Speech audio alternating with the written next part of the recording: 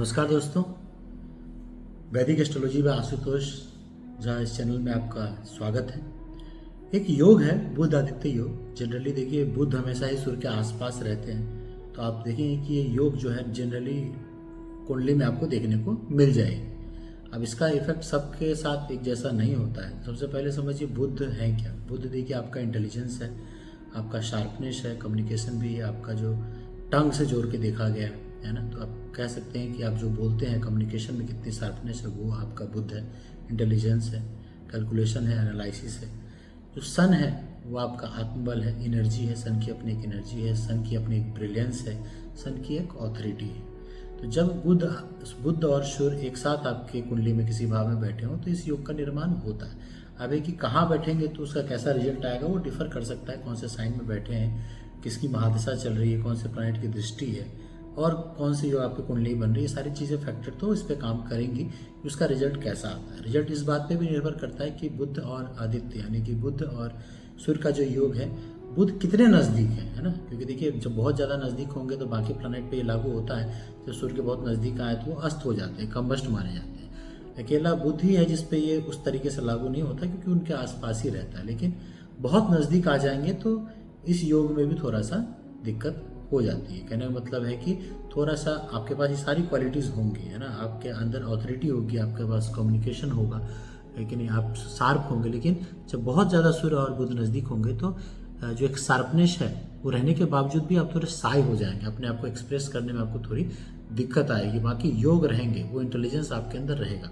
वहीं अगर उनका जो डिस्टेंस है वो लगभग ठीक है कि बुध बहुत कमज़ोर नहीं हुए हैं, बिल्कुल इनविजिबल नहीं हुए, पूरी तरीके से अस्त नहीं हुए हैं, तो ये सारी क्वालिटीज़ आपके अंदर होंगी और आप उसको एक्सप्रेस भी कर पाएंगे, जो कि ज़्यादा इंपॉर्टेंट हो जाता है। क्योंकि चीज़ें आपके अंदर हैं, आपके अंदर नॉलेज है, आपके पास इंटेलिजेंस है, आप शार्प है, लेकिन उसका कोई और यूज़ नहीं कर रहे हैं। जहाँ मौका आ रहा है आप वहाँ पे चुप हो जा रहे हैं, जहाँ मौका आ रहा है आपको बोलने का वहाँ बोल नहीं पा रहे, एक्सप्रेस नहीं कर पा रहे। तो इस योग का फिर फ़ायदा ही क्या है। तो एक तो ये है कि कुंडली में उस योग का निर्माण हो रहा है, दूसरा है कि उस योग को आप यूटिलाइज कर रहे हैं। ये दोनों चीज़ें बिल्कुल अलग अलग हैं।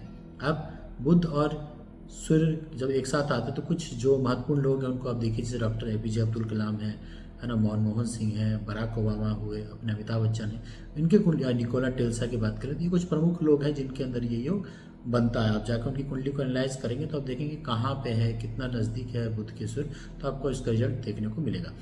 अब है कि क्या ये सारी कुंडली में उसी हिसाब से रिजल्ट देगा, तो आपको ये देखना होगा कौन से घर में इसका निर्माण होता है। मान लीजिए आपके कुंडली में बुध आदित्य योग 10th हाउस में बन जाए, है कि नहीं, असुर की ही राशि हो, 5 नंबर ही हो वहाँ पे, या फिर 11th हाउस में बन जाए जो गेंस का घर माना जाता है, वहाँ पे बुध आदित्य योग बन जाए और बुध के ही राशि में हो जाए, या लगन में बन जाए ये चीज़, या 4th हाउस में बन जाए, या 5th हाउस में बन जाए, तो कुछ हद तक 3rd हाउस में ही बन जाए तो नेम एंड फेम, क्योंकि 3rd हाउस आपका है। 2nd हाउस कम्युनिकेशन का ही माना जाता है, हालांकि मारक घर भी है, लेकिन वहाँ भी बन जाए तो धन का घर है, वो अच्छे राशि में होगा, कम्युनिकेशन का भी घर माना जाता है। तो कुछ हद तक आपको ठीक ठाक स्थिति देखने को मिलेगी। हाँ, 6, 8, 12 में हो तो उतना अच्छा रिजल्ट नहीं आपको देखने को मिलेगा। हाँ, कई बार अपने घर में हो, बुध या सूर्य अपने घर में हो तो फिर भी रिजल्ट जो है आपको मिला जुला मिलेगा। देखिए 6, 8, 12 भी घर आप ये मान के चलिए कि मैलेफिक तो माना जाता है, बट ऐसा भी नहीं कि सारे रिजल्ट उसके खराब ही आते हैं। 8th हाउस आपका एक तरीके से इनहेरिटेंस का है, 8th हाउस आपका रिसर्च का भी घर माना जाता है।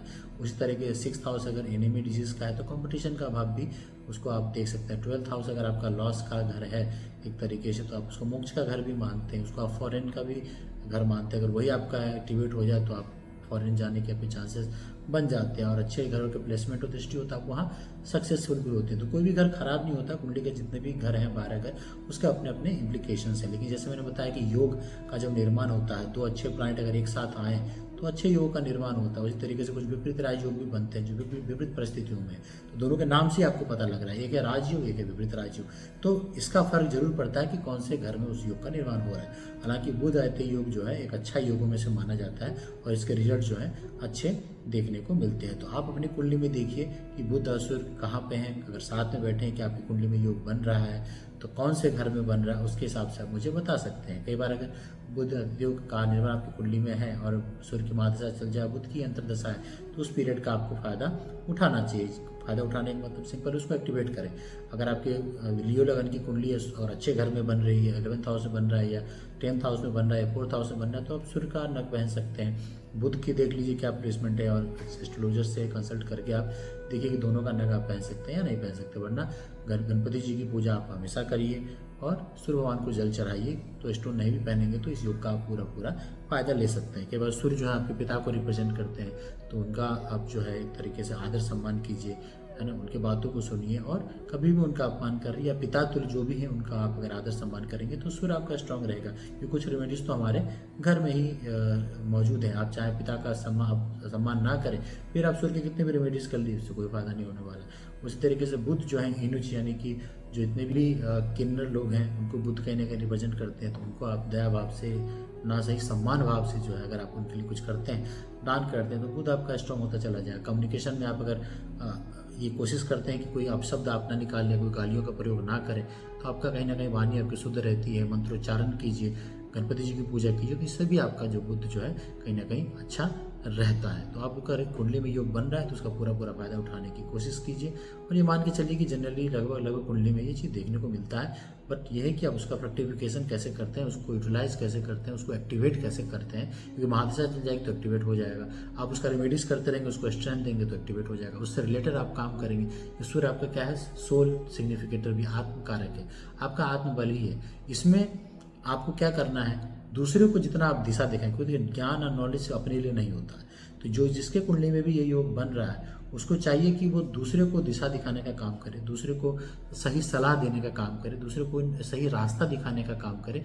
तो ये बुध अतिथि योग को एक्टिवेट करने में काफ़ी मदद करता है। दूसरा क्या है, अगर आप कहीं ना कहीं इनएक्शन में चले जाएंगे, क्योंकि देखिए बुध अतिथि योग में एक चीज़ और है, सूर्य है तो देखिए कर्म तो करना है।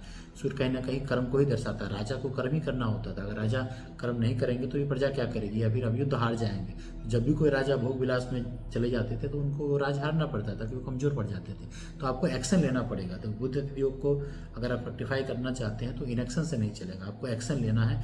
हार्ड वर्क के साथ इस चीज़ को यूज में लाना है। हार्ड वर्क भी ऐसा कि उसमें कहीं ना कहीं आपके इंटेलिजेंस का, नॉलेज का जो है आप एक तरीके से उपयोग करें, और दूसरे को भी सही रास्ता दिखाएं, दूसरे को भी सही सलाह दें, और अपने सक्सेस के साथ दूसरे को भी सक्सेस होने में आप मदद करें, और किसी से ईर्ष्या ना करें, किसी को पीछे खींचने की कोशिश ना करें। तो ये कुछ तरीके हैं जिससे जो बुध अतिथि योग है इसको आप एक्टिवेट कर सकते हैं, फ्रक्टिफाई कर सकते हैं, अपने फायदे के लिए इसको आप यूज कर सकते हैं। तो अगर आपके कुंडली में भी योग बनता है तो आप कमेंट करके बताइए, फिर मैं आपको इसके रिजल्ट के बारे में बताऊंगा कि कौन से घर में ये योग बन रहा है, आपका कौन सा लगन है, आपका कौन सी राशि में चल रही है, और कौन सी महादशा चल रही है।